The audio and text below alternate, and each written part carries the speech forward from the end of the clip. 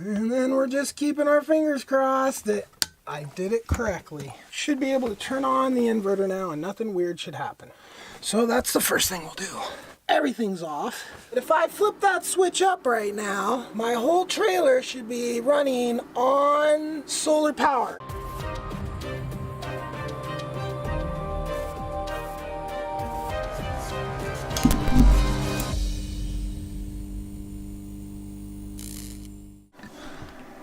I should have started yesterday. I've been working on this for quite a while and haven't had to turn anything off. There was no, I mean, haven't had to unplug or anything. So yeah, that was kind of an oversight. And I'm gonna have to shut off the inverter at some point anyway, regardless. So yeah, fail, another fail, just always failing. Especially if this mic isn't actually recording audio. And that's what it looks like so far.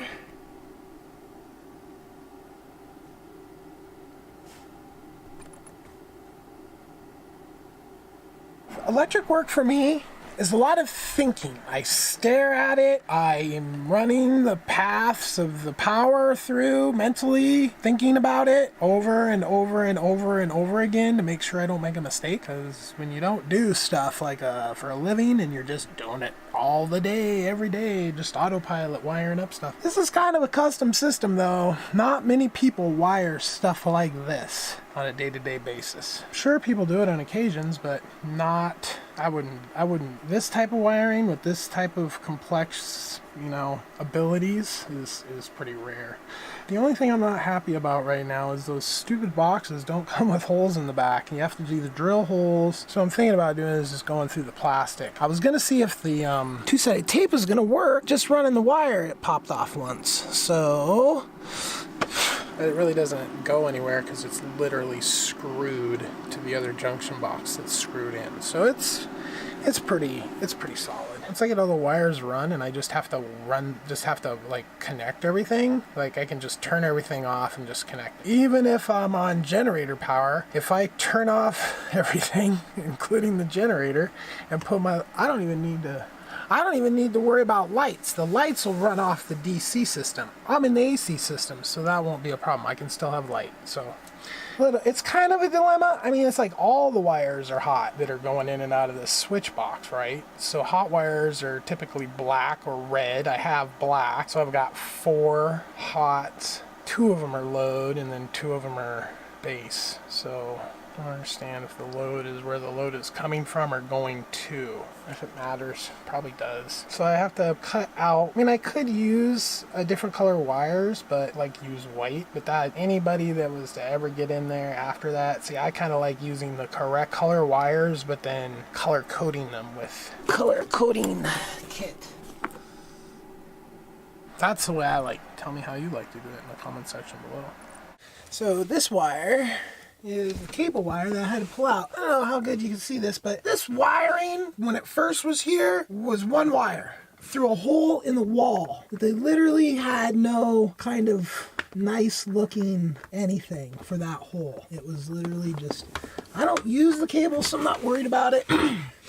It'd be nice. I had to pull it out, put this nice little plate in there to make this, because if I sell this trailer and somebody looks at the this hole and all this work I did, and they'll be like, oh, you kind of did a lame job. It's like, no, that was the trailer company. I need to become okay, so now I'm gonna make this into 2. Comes in from here to this one. As if this wasn't hard enough, I gotta film it too. So the power is coming from here and going up there. It needs to go up there and then come down here. So the blue needs to attach to that. Check it 57 freaking times. Check it again. And I hope I didn't mess this up. I've been doing electrical work for a long time. One of the biggest projects, earliest projects I can remember doing was putting a whole new breaker system into a grow room, or putting in an extra breaker so I could run a grow room. Alright, and then this wire should be the last wire for this phase of this, when it takes this long to do the stuff. And then we're just keeping our fingers crossed that I did it correctly. Should be able to turn on the inverter now and nothing weird should happen. So that's the first thing we'll do. Everything's off. If I flip that switch up right now, my whole trailer should be running on solar power. And what's gonna tell me if that's working correctly or not is my voltmeter right over there, plugged in. This could go off now. I'm a little nervous. I'm a lot nervous. Nothing should do anything crazy. It just should start to, like, stuff should just turn on, basically. The inverter's working. It's powering the two things, so it's powering the hoses. I'm super scared. I mean, I trust myself to a certain extent. The switch has those extra screws on it, and it's like, what were those for? Were they just extras, or did I need to do something with them? Okay, nothing happened. Okay? That's probably bad. Let's see if what the hell just happened? That was weird. But that then sent the solar. Something was beeping. I don't know. That switch is super confusing. I am super not knowing what's going on at this point. Like, I pretty much looking at it like I have it perfect as I understand it. How is it that when I put it down, it worked on solar when that's down is supposed to be, according to what I'm thinking, down is supposed to be shore power. So why when I put it down, let me unplug. I don't know what's going on. I do not know what's going on. If it's too much of a load or if I got something crisscrossed. What I need to do is damage control. I need to get myself back to where this stuff's just gonna work without any problems. Just gonna put power into there. I put this on shore power, then power comes into here, and then it goes down into here, and then it goes up into there, and now I have power coming into that in reverse. That might be a problem because the power could be going through that either way. Although it's supposed to stop there, but I could be just, no, there is no loop that's getting all its power from the batteries. So if it's getting its power from the batteries and there's nothing on, then what's freaking it up? All this maybe for wasted nothing. But I had this inverter running this whole trailer at one point. It just couldn't run the whole trailer in the AC unit. And I've plugged it into itself a bunch and it did it just fine. And basically that's all I'm just trying to do right now is just kind of plug it into itself with a switch rather than have it where I literally go outside and plug it into itself. And that worked fine. As long as I unplugged the converter and then plugged it into itself, no problem. It used a lot more power, but when the sun was shining, it was no problem. I couldn't see unit, but it would run the furnace and it would run the AC unit on furnace mode with no problem. Well, that's basically what the switch is supposed to do. Just switch it. I don't know why it's not working. It's really unnerving though that it does exactly opposite and then it causes problems. Like, time to put it back to the way it was. Powers come. I need to undo this probably because that's a mystery what the fuck it's actually doing. Now that won't, hopefully that, and then over here and that is connected back, so that would be two wires without coloring on them. So boy, I have no idea why that works so weirdly. Like, it's 100% did weirdness when it did weirdness when it was switched. Ah, man, I'm so... Did I mess up load versus base? Line versus load. Did I mess those two up? Depressing.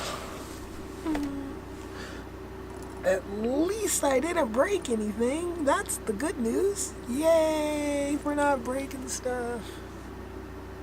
Mess with this fucking order, like reverse them all. When this is up, maybe I'm confused too. Like when I think when that's up, I might be thinking the things are reversed. Like when it's up, it might be, the down part might be on, and when it's down, the up part might be on. So I might have that part flipped. That would make a little more sense. That's like, so if I had the wires crossed, or not crossed, but I had them going in opposite, would that do it? Probably, maybe. I don't know. They don't tell you. You know what I'm gonna do? I'm gonna wrap it up for the day, and then, because I can totally, I mean, I built the system, I know what's going on, but because I have cats, I can't just leave wires exposed and junction boxes open. I already have to leave the cover off this area because I have to cut it, and I'm not really ready to do all that. So anyway, this is real life when you're not, and I even said this before, like, this kind of wiring, this isn't wiring. There's probably not very many people in the whole world that wire stuff like this on a daily basis. Like this super crazy custom combinations of stuff, and get stuff to do different stuff by turning it on and off, and but I don't know where I'm failing here. I might be sending something into it. Well, if I got the switch, it's messed up. I wanted to switch it up for solar, switch it down for shore power. That just makes sense. I'm going to label it, but it just makes sense. Solar comes from down, shore comes from down. Down, down, up, down. I want up, I want down. I want it from up, I want it from down. That's what I want. That might be why that was messed up. So if I basically, what I'm going to try a day or two from now, or maybe tomorrow, I don't know. I'm just not quite sure. But I think what I'll try to do first is just literally switch everything around. I mean, that is something I could do just like right now. Basically, what I'm sitting here trying to decide is whether I want to do this now or come back to it. I generally like to kind of walk away from failures for, not like forever, but just like, and think about it for a while. Like, I had this nightmare with this 3-way switch. Like, these people hired me to make their 3-way switch work right in their house. Like, they had a staircase, and so you had the stairs light switch at the top and the bottom, and they I worked on that thing for hours. I never could get it to work right. I don't know what this deal is, but now I've got an idea what I want to try, which I need to wait until that till I have the right conditions with the sun and all that, but the batteries have been staying a lot better when the batteries stay a lot better when they're charged all the way up. So if they don't get run down, they stay charged up better. All right, well, thus ends the today. This will probably be one whole video. I doubt this will probably be working, and literally the way I'm doing this is just not gonna work for whatever technical reasons, which is a complete possibility.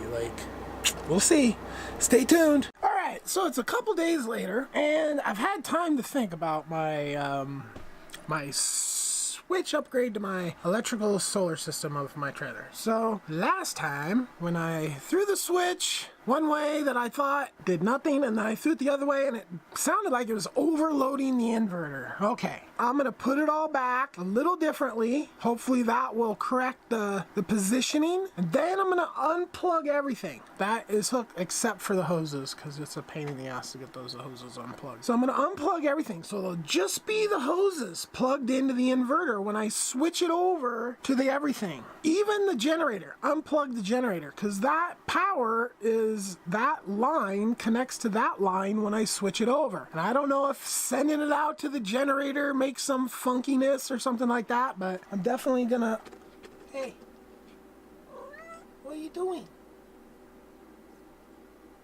What's over there? There's nothing in there.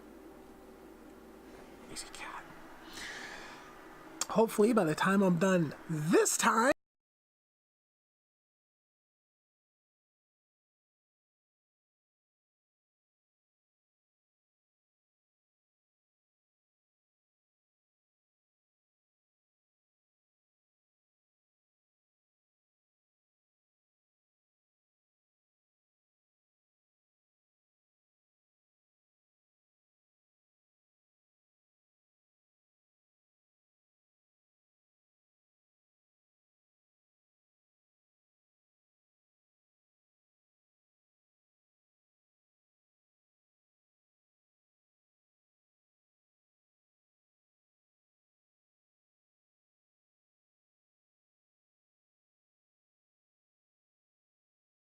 I've got it all wired. The switch is switched, so it should work physically the way I want it to work. So up is solar, down is shore power. Just kind of sits in the head. It'll be labeled, but I'm particular. First things first is to turn on the inverter. I've unplugged everything from it. It's up and running. The only thing that's plugged into the inverter right now are the hoses, so there shouldn't be a whole lot of draw. And now I'm going to switch the trailer on to solar power. The last time I did this, the inverter freaked out.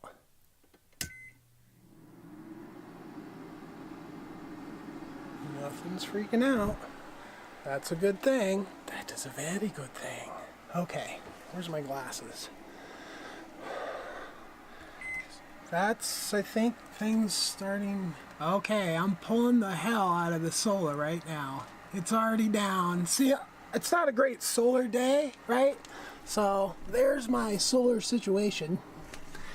My solar situation is 34 watts. Now I feel comfortable just like turning off the generator to just run the basics. Like, I don't even have enough solar power to run the entire trailer. I wouldn't even switch it over to this much. But I'm trying to figure out, like, can I even do it? Like, is there enough power? See, right now I'm at 107 volts, which is not good. Here's my voltmeter. So that's what the trailer's running at. That's not good at all. That's what the inverter's putting out currently. Low voltage. Let's plug stuff in and see if things go bad or not.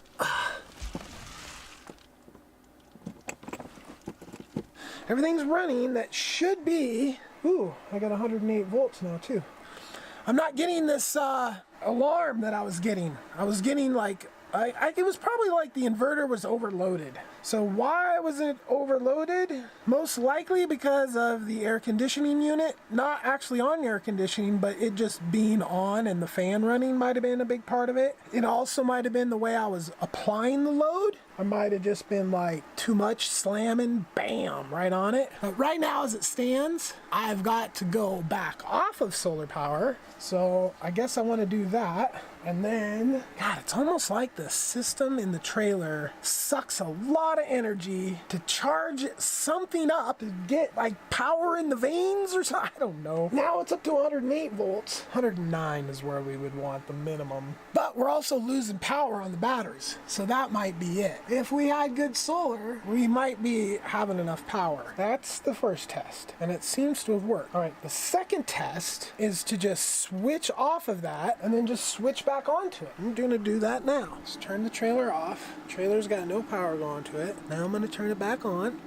I could hear the inverter go a little bit, but it didn't go beep, beep, beep, beep, beep, beep, beep, and then shut off. Why was it doing that? I literally unplugged the generator and I had it plugged in. If that generator being plugged in while that switch is on is a problem, that's kind of a lame deal. I will now go test that.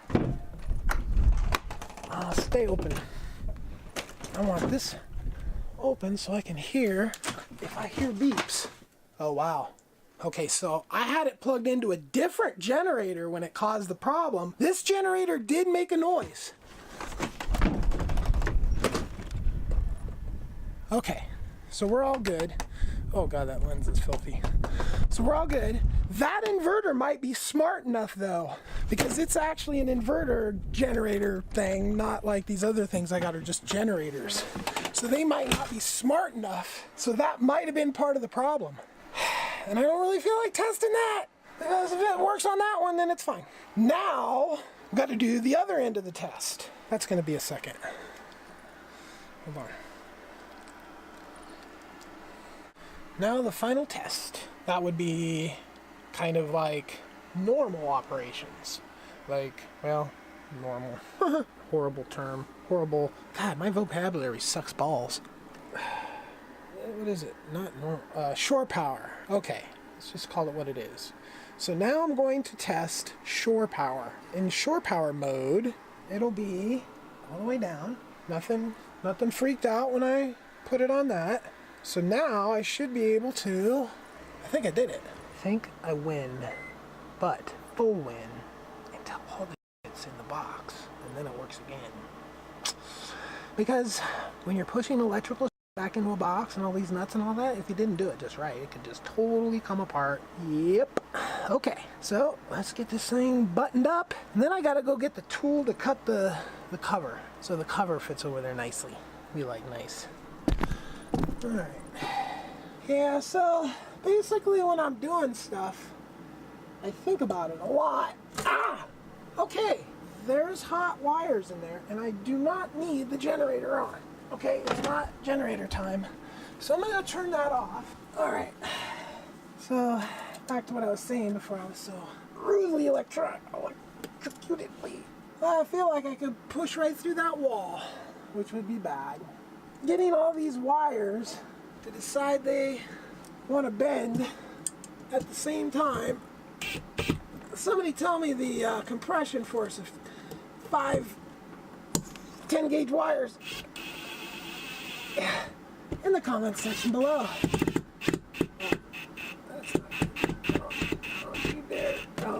You didn't. These screws seem to be made for one use. Like, you screw them in once, if you mess up, they're garbage. That's the problem. Electrical work's not too forgiving. Pretty or what? That is some pretty.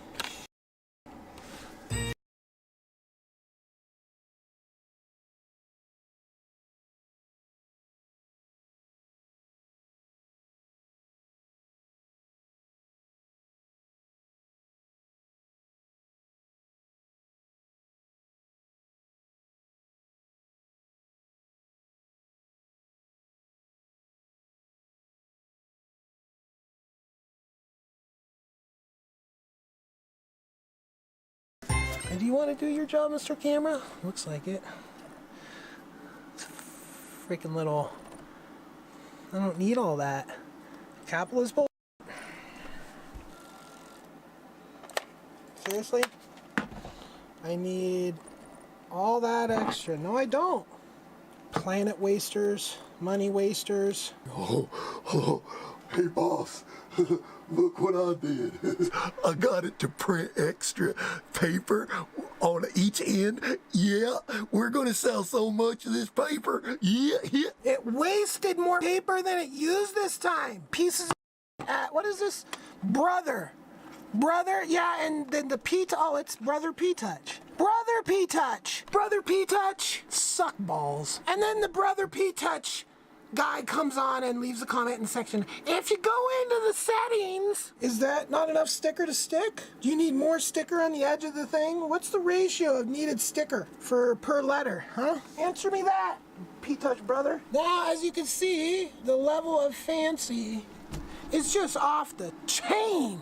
The whole other part of the thing is to be able to put the cover back on there, because there's a giant pipe sticking out of the top that wasn't there before, and I have to modify for that. We had success. We put in a new switch. Me and the mouse in my pocket apparently. I put in a new switch. It works perfectly. I have a little more work to do to make it, to put that box back, but this is drilling a hole. No big deal. It'll be done. I gotta do a bunch of stuff outside. I'm gonna wrap this video up here. If you like the video, share it with someone. Yes, or share it. Subscribe. Thank you.